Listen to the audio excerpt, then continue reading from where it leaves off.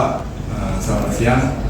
Jadi begini Pak, saya akan menjelaskan sedikit terkait pajak alat berat. Jadi di tahun 2025 ini, sekarang wajib pajak itu yang mempunyai alat berat berkewajiban untuk membayar sesuai dengan Undang-Undang HKPD tahun 2022. Itu Undang-Undang HKPD itu hubungan keuangan pemerintah pusat dengan daerah. Jadi saya cerita sedikit definisi dari alat berat tersebut, bahwa disebutkan di undang-undang tersebut alat berat itu adalah alat yang diciptakan untuk membantu pekerjaan konstruksi, terutama untuk pekerjaan sipil, Pak ya. Mungkin yang tidak bisa dilakukan oleh manusia dengan kekuatan biasa, harus dibantu dengan alat berat. Jadi, adapun alat berat itu sendiri ada klasifikasinya. Ada klasifikasinya seperti kren dengan berbagai macam bentuk jenis kren itu. Kalau di sini dituliskan bridge kren, kayak gantry kren atau tower kren, ya, ya. Nah, terus kemudian forklift itu juga termasuk, walaupun kecil mungkin ya, alatnya, tapi dia melakukan kegiatan atau bantuan untuk yang berat. Kemudian bulldozer, terus angle dozer dan ekskavator, seperti itu kan, macam-macam seperti itu. Dan nanti dijelaskan juga, saya berikan keterangannya nanti kepada bapak-bapak. Nah, kemudian pajak alat berat itu sendiri, itu pajak atas kepemilikan Pak, atau penguasaan alat berat. Jadi maksudnya gini Pak, baik yang memiliki atau yang menguasai itu berkewajiban untuk membayarkan pajak alat beratnya. Jadi itu untuk mekanisme pembayarannya seperti apa? Ya silakan kami serahkan kepada perusahaan bapak-bapak ibu sekalian. Apakah yang memiliki nanti yang akan membayarnya, atau yang menguasai atau yang menyewanya akan membayarnya, itu tergantung rembukan dari perusahaan bapak dengan yang menyewa.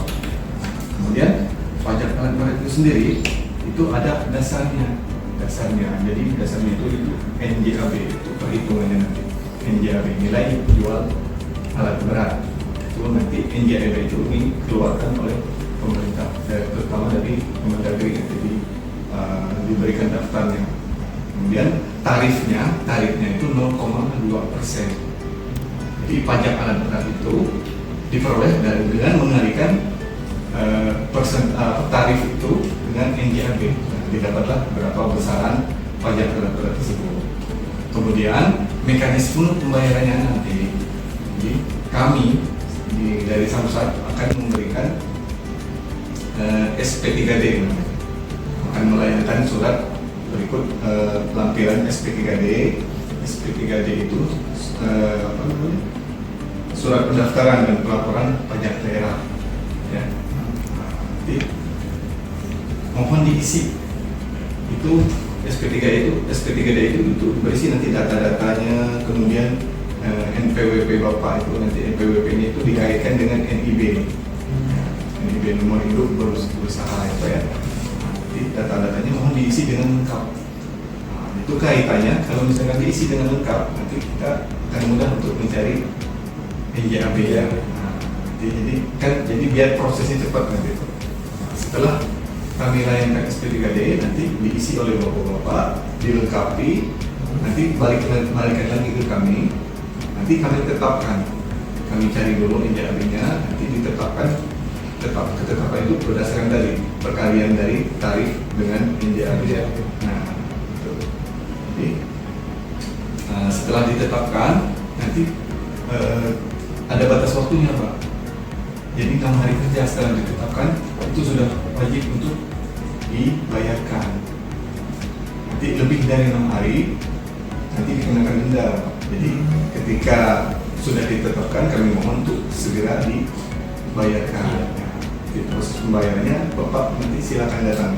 Jadi setelah SP3D nanti terus diserahkan ke kami berikan lagi besaran pajak alat beratnya. Nanti Bapak datang ke Samsat. Nah, nanti disetorkan di bendahara penerimaan pembantu di kantor ini. Nanti setelah disetorkan pajak alat beratnya, nanti kita berikan bukti-bukti pembayarannya berupa SKPD. Nanti kita berikan surat ketetapan pajak daerah SKPD. Terus perlu diingat nanti untuk kedepannya, jadi kan ini nanti berlaku 1 tahun, Pak. 1 tahun. Ya, sama seperti kayak motor, mobil. Ya, ini berlakunya 1 tahun. Dan ketika nanti telah sampai jatuh temponya nanti, sebelum jatuh tempo supaya dibayarkan. Nanti kalau tidak, nanti akan dikenakan denda. Sanksi. Ya, sanksi denda. Itu dendanya itu 25%, 25% plus 1% kenaikan. Mungkin itu yang bisa saya sampaikan. Mudah-mudahan Bapak bisa memahami. Kemudian untuk dasar-dasar penggunaan regulasinya, penggunaan pajak alat berat, silakan kami kalau diperlukan kami berikan nanti. Mungkin itu yang bisa saya sampaikan. Terima kasih.